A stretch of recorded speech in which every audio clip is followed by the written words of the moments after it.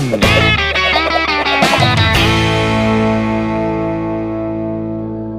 there, I'm Amy Feller with Feller Roofing, the home of the Roofer Chick. Today we're going to do another project spotlight.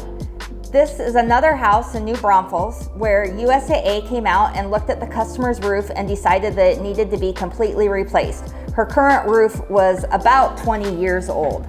We installed a Timberline HDZ Shingle and we used the colored weathered wood, which we use quite a bit.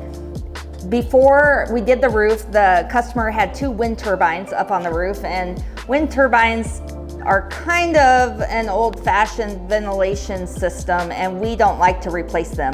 And so she didn't have enough ridge to put in ridge vent, so what we did was we installed a power vent up there. A power vent is electric. Generally we use electric ones. There's also solar, but we use electric. It has a thermostat on it. We set it at about 100 degrees, and every time your attic reaches 100 degrees it starts kicking air. Anyway, this roof turned out beautiful and it's more energy efficient than when we found it.